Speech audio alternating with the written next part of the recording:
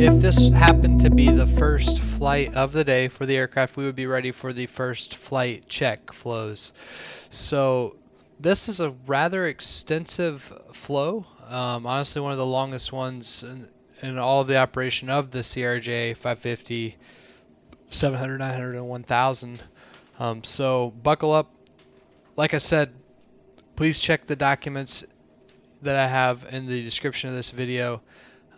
That expanded checklist will help walk you through this flow because it does take some study and some practice to get this one down. So you start right down here to the left, and you'll see that we move up and down and up and down on the overhead, and then down through the center of the cockpit all the way down to here until we end. So there is a flow to it, you just have to learn it. And we'll start right here on these side panels. First thing, you get the lighting set. So this display knob here is going to change the actual instrument displays, the PFD and the MFD there. Integral lighting, that's going to be at night.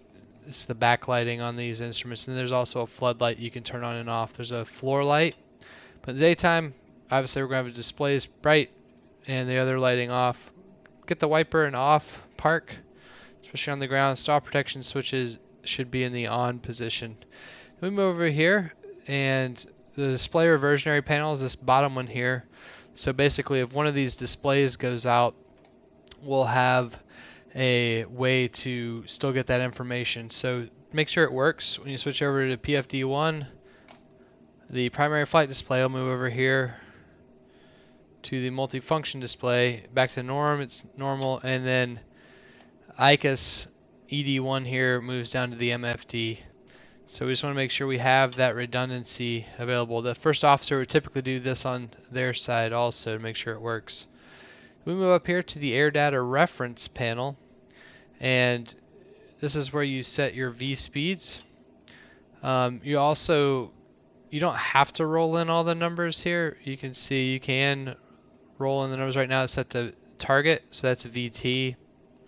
And you can see as I roll this, it's changing the VT number. If you want to change the V speeds manually, you switch it to the V speed side, hit select, and it'll let you select which one you're doing. Right now it's V1. If I hit select again, it would let me change VR. Another time you can see V2 is changing now on the PFD here. But you can also go here in performance, you enter all your data for your flight, and it will calculate the V speeds for you. So you can hit set all and watch this. It'll have all the speeds set in, so you don't have to roll all those knobs. But that's a manual way you could do it. Then we need to come over here and make sure that DH is at 0, and we don't want DH or MDA in there. If you wanted to set an MDA, you roll this knob over to the MDA setting, but we don't want either one, so hit it again, each of these positions, and those numbers will disappear. Next is a radar altimeter test. That's the button right down here. So when you hold it down, it should go up to 50 feet, and then when you release it, it should go back. The baro knob, want to make sure that just get it off of 2992, hit the center of the knob, it should take you right back to 2992 inches of mercury, or 1013 if you're using the baro settings. And you can switch between inches of mercury and baro right here. So cool switch. Right here you can set bearing pointers if you'd like for different VORs or FMS, and I'm going to leave that off. Also you have radar mode, terrain mode, you can set on the MFD hitting that button, and TCAS information can be displayed also. For the range, right now we're going to leave it at 40, and you have all the different formats, which we'll go through in a later video, but we'll leave it right here for now. Nav source, typically you're going to leave it in white needles, which is good direct feed from the on-site FMS. But you also have green needles, which is the VOR tuned in on the active side of nav 1. You have there's there's the yellow needle, which is cross-side VOR, so it's on nav 2 active. And then you also have cross-side FMS, so that's the first officer's FMS over there that would be feeding. But like I said, we'll leave that in white needles typically. Make sure the clock looks good, that it is in the correct, showing the correct time. We move all the way up here to the electric panel. So make sure that the IDG lights are, the guards are down, lights are off, generators are all in the auto position. IDG is the integrated drive generator that basically, if you hit that disconnect switch, you have to get maintenance out here to fix it. And there is a tab here on the EFB maintenance. You can see if you accidentally did hit the IDG buttons, you can hit reconnect IDG when you're here on the ground and it'll get it to work for you again. So, but typically you should see the guards down, lights off. And then we'll move here to the fire detection fire X monitor test, which we already looked at a little bit earlier. So make sure you have the left and right engine fire push switches on, the bottle discharge green lights on, and the APU light on also for the fire. And down here, the cargo fire X with the fire system. Gotta do it one more time so we can see it. But the fire system OK message, whoops, right there on the ED2. But you'll be able to see it when you do this on your own. So then we move down to the next panel, which is the hydraulic shutoff valve for the engine hydraulic pumps. That's a nice feature they added in the CRJ 700 and later. In the CRJ 200, you had to actually shut down the engine if the engine hydraulic pump got out of control, which that did happen to me one time in real life. So very thankful that you don't have to shut down an engine now. You can isolate the engine-driven hydraulic pump. But those guards should be down, lights should be off. From there, we move on to the fuel panel. Make sure that the boost pump in-op amber lights are on. Gravity cross-flow lights off. The cross-flow override light is off. Move into the bleed air panel. So it should be in normal, auto, isolation valve closed there, and the bleed source on both engines typically. Then in the APU panel, just make sure that the lights are typically, if the APU is operating, we're going to just have that green avail light currently in the Aerosoft CRJ. Ignition light should be off, the engine lights should be off, and right now all the hydraulic switches are in the off position. But we're going to do a quick check here of the hydraulic system. So hit the hydraulic button here, and you'll see we now have the hydraulic synoptic page. So we're going to leave 3A off, and we're going to move 1B, 3B, and 2B pumps to on, and we just want to make sure that the system is fully charged and powered. And the rest of this test that is described in the document attached, it does not currently work with the Aerosoft CRJ. So we'll consider that test complete for now on the hydraulic system. Move on to the ELT, which is right here. Make sure that that is on the arm reset. The passenger oxygen switch, the guard's down, the light is off. If you hit that, the oxygen masks are coming down in the back. If you do accidentally hit that, once again, come over here to the maintenance section, and there's a way to stow the passenger oxygen masks and put them back.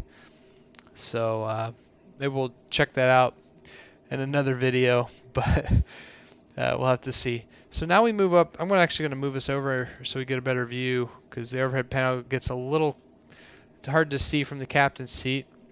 Cabin pressure panel. So we just want to make sure that the man out switch is in hold right here. The man rate selector is at full decrease, which is showing that.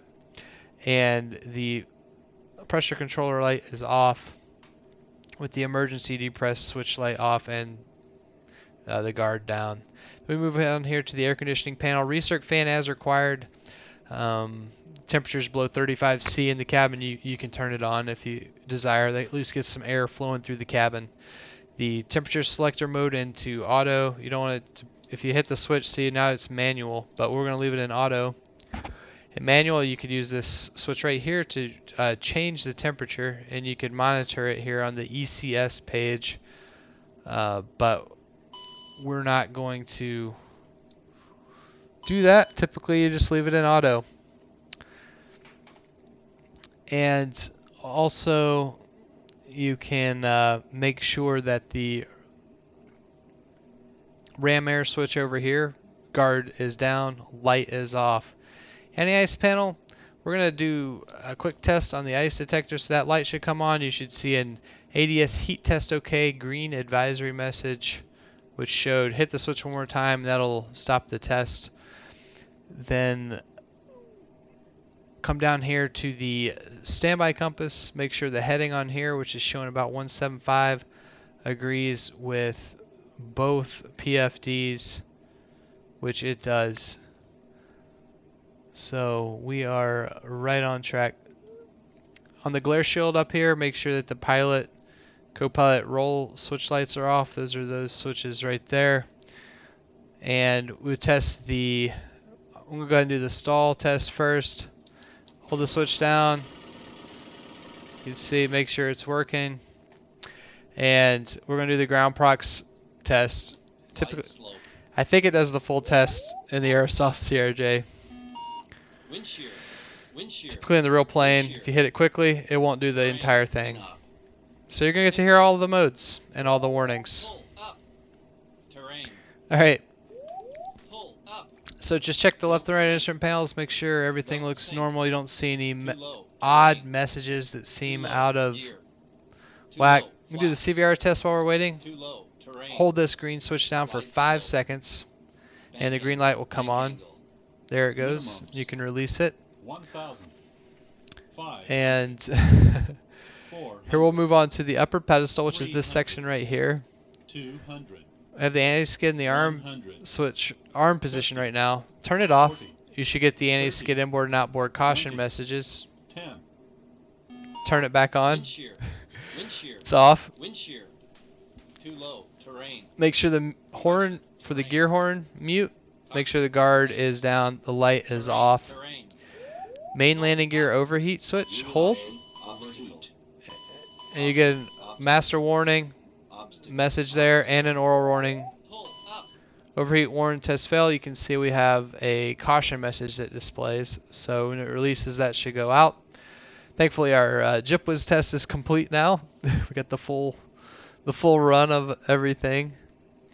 And you can set the indicator lights to bright or dim. Typically in the day, you'll have them on bright, so all these lights that come on will be bright, and dim at night. Make sure that the ground proximity switches down here for terrain and flaps, guards down, lights are off. And then right here, make sure the pitch disconnect handle is in, the roll disconnect handle is in. And we'll move on down to the ground lift dumping. It should be an auto. Thrust reversers, we'll leave that in the armed position. And some airlines actually, they just leave them armed all the time, even when you shut the aircraft down. That way they're already there when you're ready for your takeoff, and it's not going to be forgotten when you actually really need it.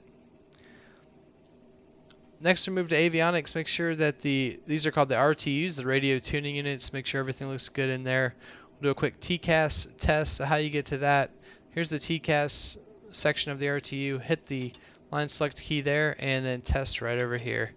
And we'll see some displays on the PFD, IVSI, and the MFC here. And you get that oral announcement that the TCAS system test is okay.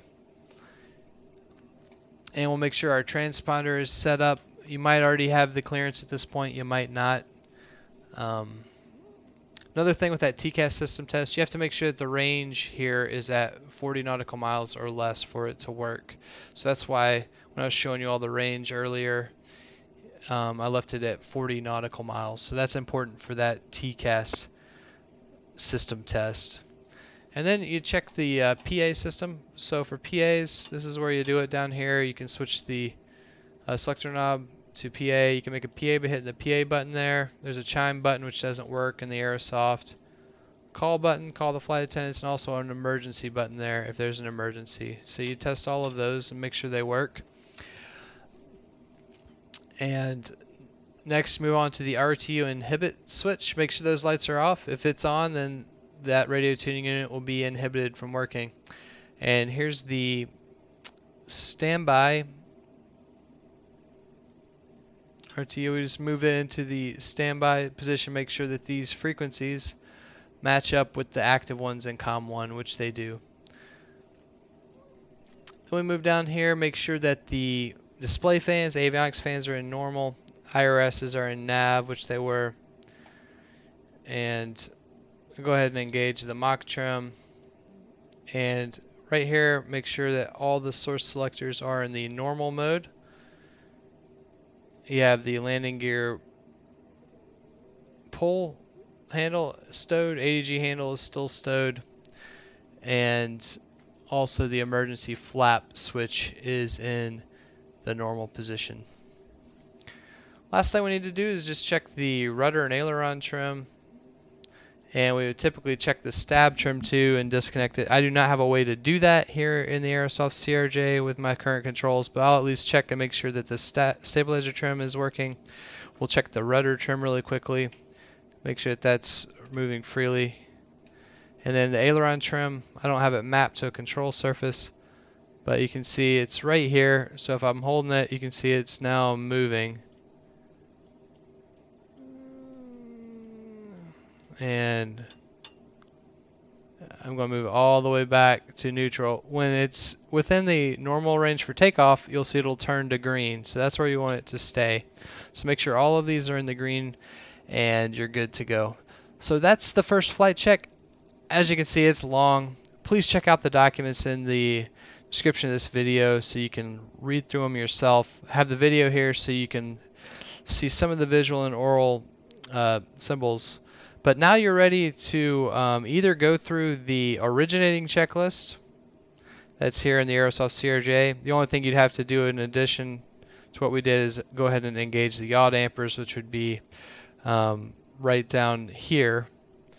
Or you can continue with the checklist that I have attached to this video, which each of the names of the checklists corresponds to these flows. All right, well, thanks for tuning in. I'll be back with the before start flow.